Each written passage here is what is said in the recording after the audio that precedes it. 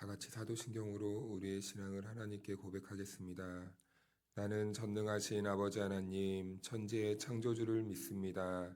나는 그의 유일하신 아들, 우리 주 예수 그리스도를 믿습니다. 그는 성령으로 잉태되어 동정녀 마리아에게서 나시고 본디오 빌라도에게 고난을 받아 십자가에 못 박혀 죽으시고 장사된 지 사흘 만에 죽은 자 가운데서 다시 살아나셨으며 하늘에 오르시어 전능하신 아버지 하나님 우편에 앉아 계시다가 거기로부터 살아있는 자와 죽은 자를 심판하러 오십니다. 나는 성령을 믿으며 거룩한 공교회와 성도의 교제와 죄를 용서받는 것과 몸의 부활과 영생을 믿습니다. 아멘. 찬송가 191장 내가 매일 기쁘게 다 같이 찬송하겠습니다.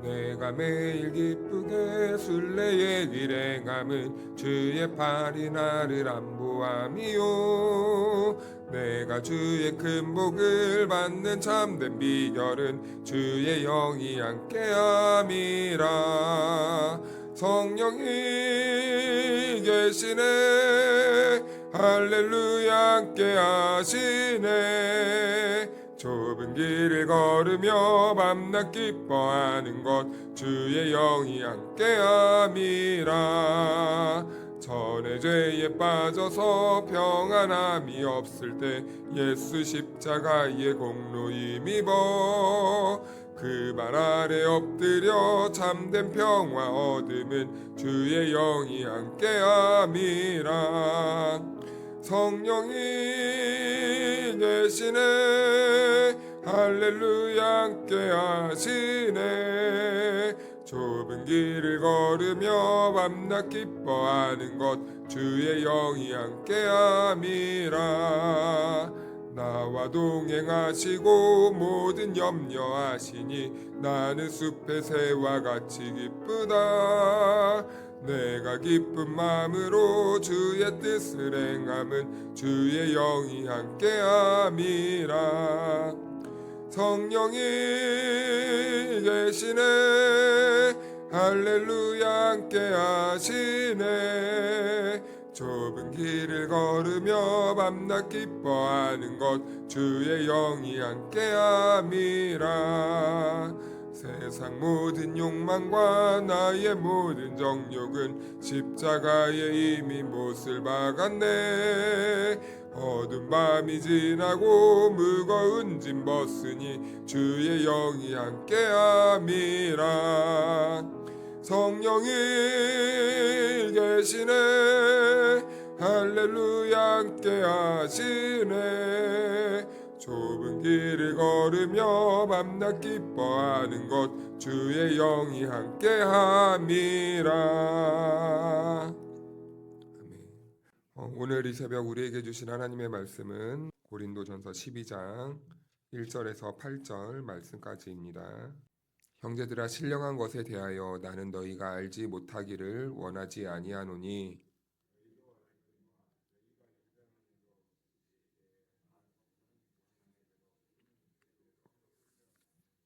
그러므로 내가 너희에게 알리노니 하나님의 영으로 말하는 자는 누구든지 예수를 저주할 자라 하지 아니하고 또 성령으로 아니하고는 누구든지 예수를 주시라 할 수 없느니라. 직분은 여러 가지나 주는 같으며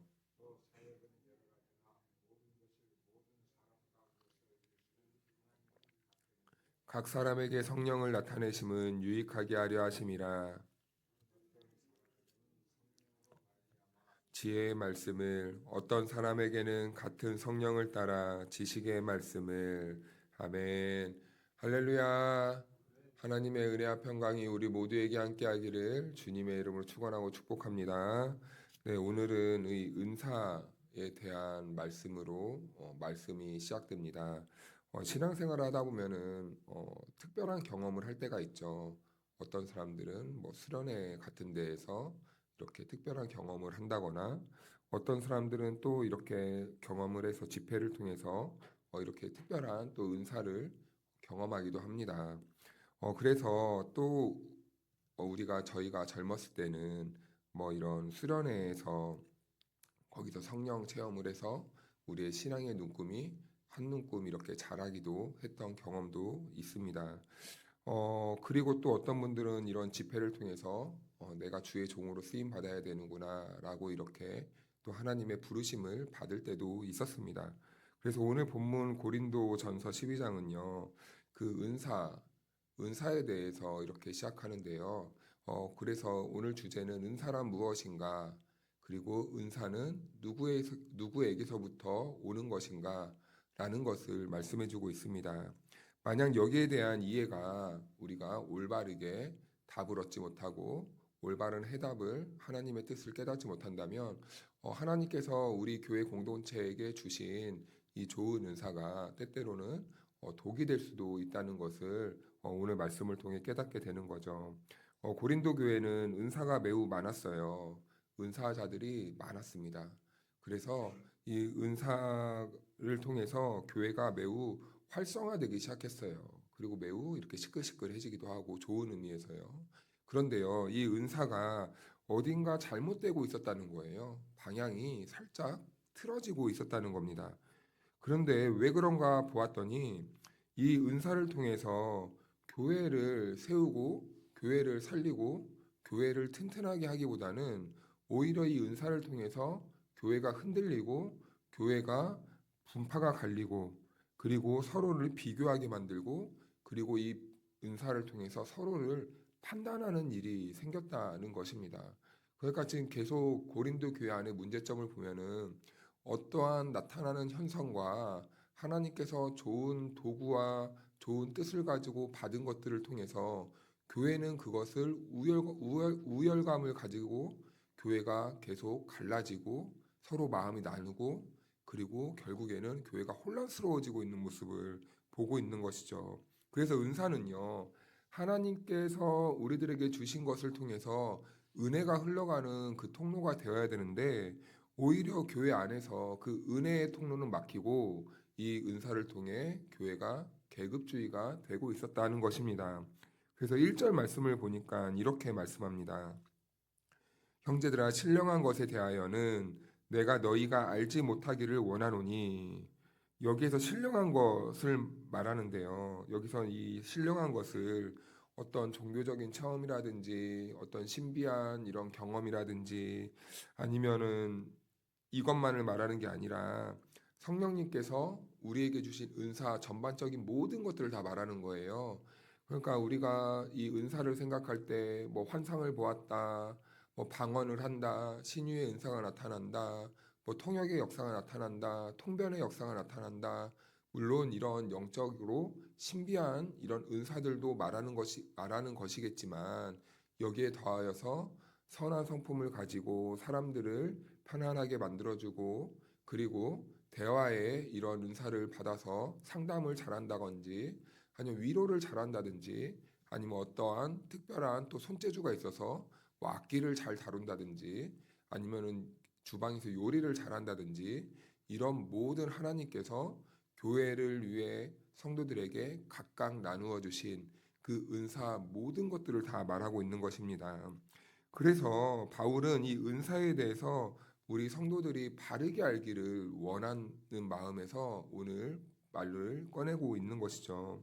그 이유는 고린도 교회는요, 생각보다 이런 문헌들을 보면은 신비한 이 영적인 체험들을 많이 경험한 성도들이 이곳저곳에 있었다고 합니다.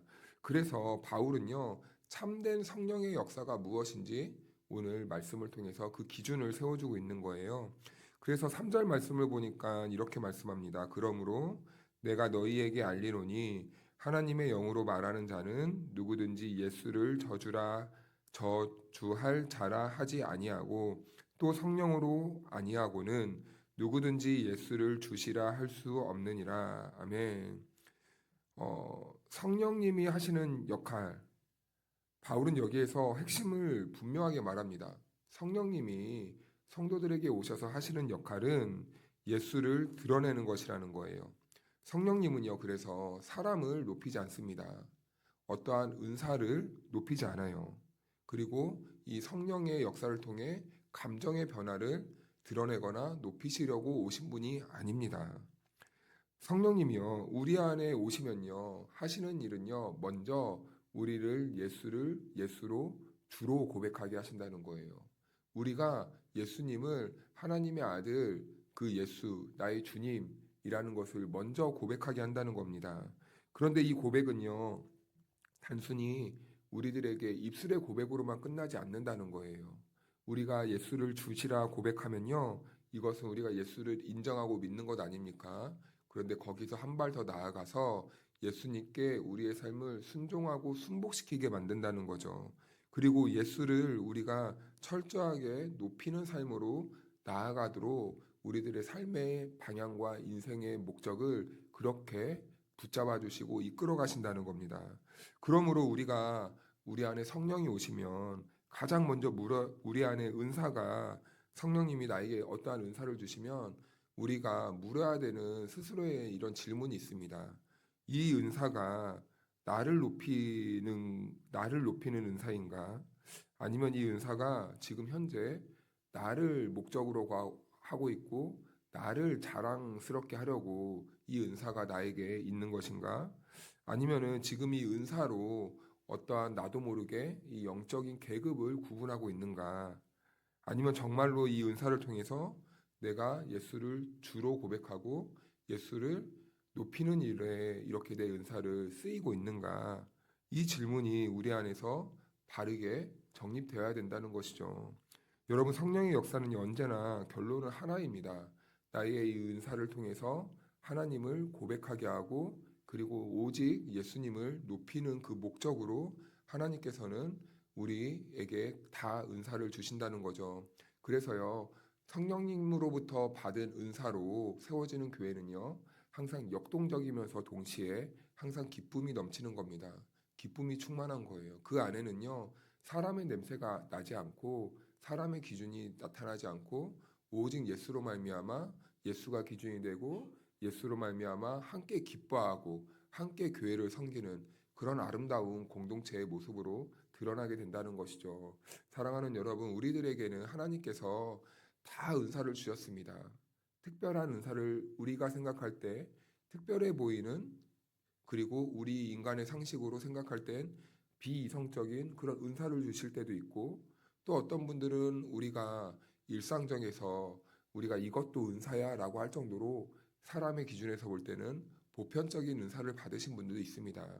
그런데요, 특별해 보이는 은사나 보편적으로 보이는 은사가 중요한 게 아니라 하나님이 우리들에게 그런 은사들을 각각 주신 이유는 교회를 세우고 우리들을 유익하게 하고 우리 공동체에 풍성함과 기쁨을 주시려고 그 은사를 주셨습니다. 그러니 저와 여러분들은 은사를 받은 자로서 이제는 어떠한 삶으로 나아가야 되겠습니까?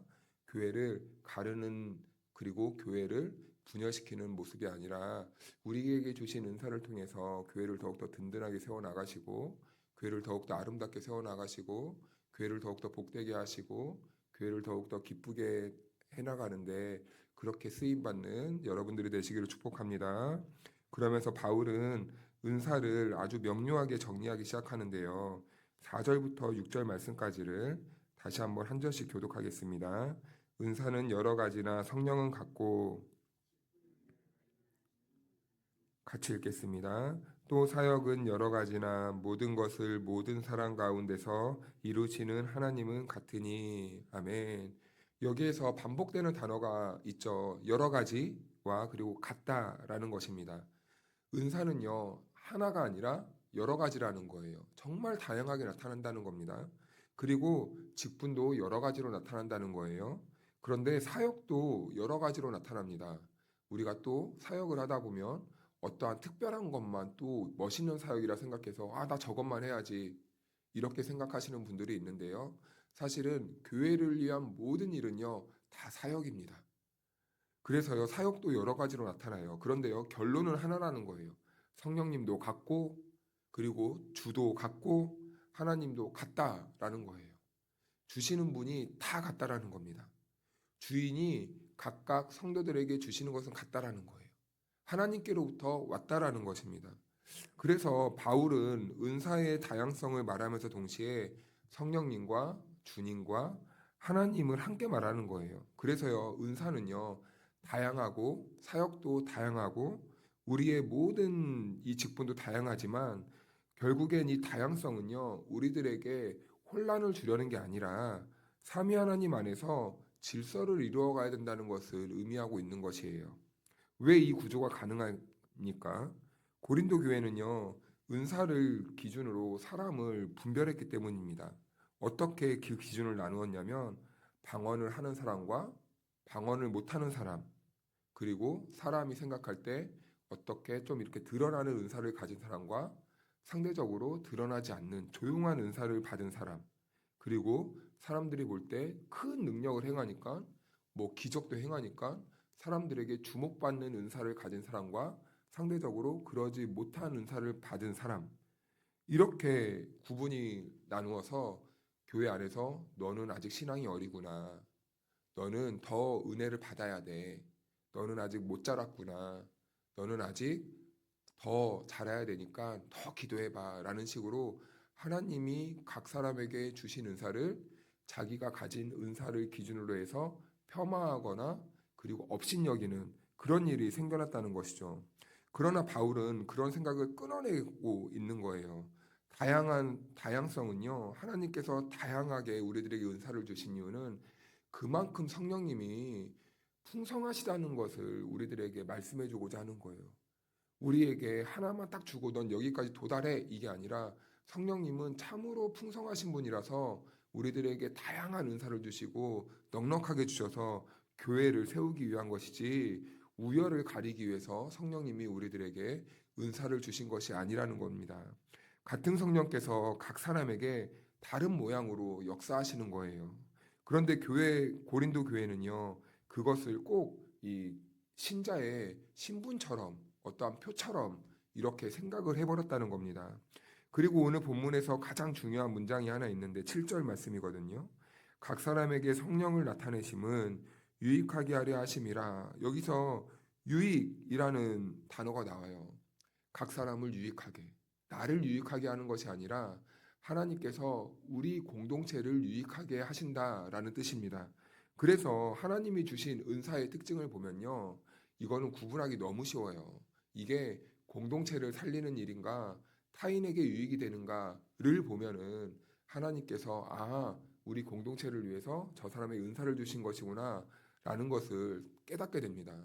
그런데요, 가끔은 이것을 나에게 유익스럽게 하려고 하는 분들이 종종 보여요.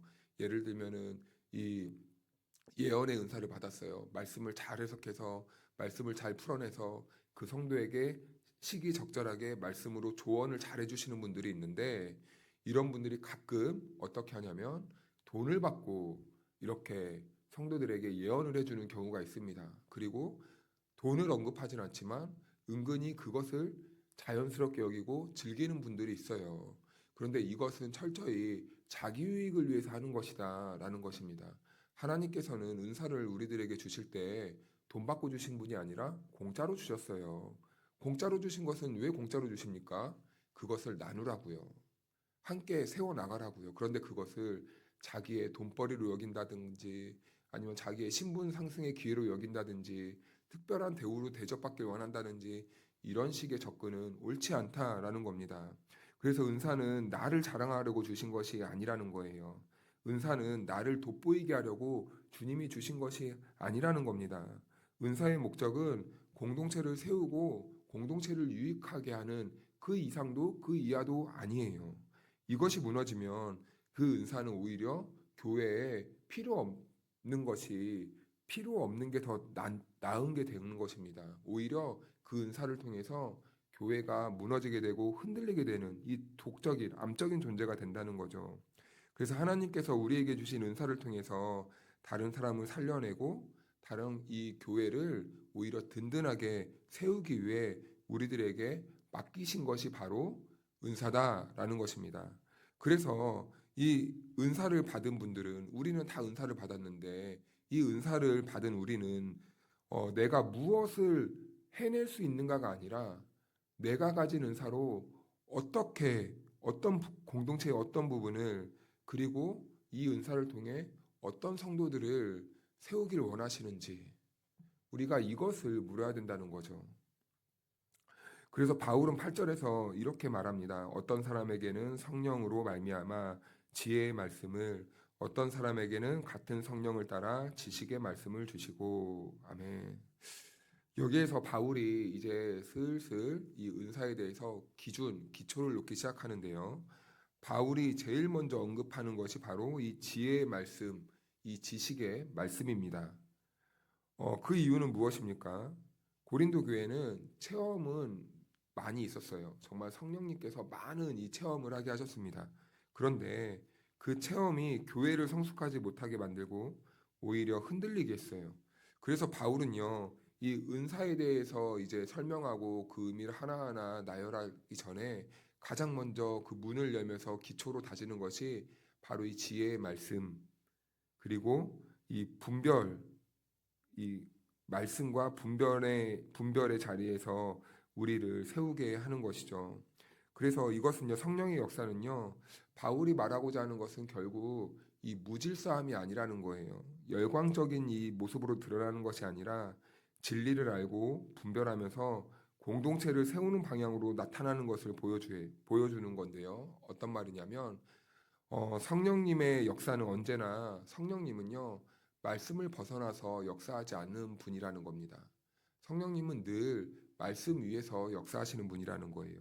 그래서 우리가 은사를 구분할 때 말씀 없이 은사가 일어나는 것을 조심해야 된다는 겁니다. 분별 없는 은사는요, 더 위험한 거예요. 은사는 많아도 말씀이 약하면 교회가 흔들리고요. 그리고 체험이 많아도 분별할 수 없으면 공동체가 흔들리기 마련입니다. 그래서 바울은 은사의 출발점을 말씀, 이 지혜의 말씀에 두고 있는 것이거든요. 그래서요, 이 말씀을 기준으로 모든 은사들이 질서 있게 이렇게 세워져 가야 된다는 겁니다. 그래서 은사의 첫 질문은 내가 무엇을 경험했는가가 아니에요. 이 은사를 통해서 내가 지금 예수를 높이고 있는가? 이것이 바로 예수를 높이게 하는 성령의 역사인가라는 것을 잘 구분해야 된다는 겁니다. 그리고 두 번째는 은사의 목적은 나의 특별함이 아니라 공동의 유익을 위해서 하나님께서 오늘 우리들에게 주셨다는 것을 우리는 잊지 않아야 합니다. 그럼 사랑하는 여러분, 오늘 하나님께서 우리들에게 각 사람에게 다 은사를 주셨어요. 특별한 분만 받는 게 아닙니다. 오늘 그래서 우리가 먼저 물어야 될 것은 나에게 주신 은사는 무엇입니까? 라는 것을 먼저 정확하게 우리가 하나님께 물어야 될 것이고, 그리고 나에게 주신 은사가 드러나 있고, 그리고 나에게 주신 은사가 무엇인지 깨달았다면 이제 우리는 다시 질문해야 됩니다. 하나님, 이 은사를 통해 저를 이곳에 보내신 이유가 무엇입니까? 제가 이 공동체 안에서, 이 가정 안에서, 그리고 만나는 사람들을 통해서 나에게 주신 은사로 무엇을 하길 원하십니까? 하나님, 이 은사를 통해서 나의 유익이 아니라, 나의 신분 상승이 아니라, 나의 특별함을 드러내는 것이 아니라 오늘도 나에게 주신 은사로 예수를 드러내는 그런 도구로 사용하여 주옵소서라고 우리는 이렇게 기도해야 되는 것이죠. 그래서 우리 교회가 주님이 주신 은사로 더욱 사랑이 넘쳐나는 그런 아름다운 공동체가 되길 원합니다.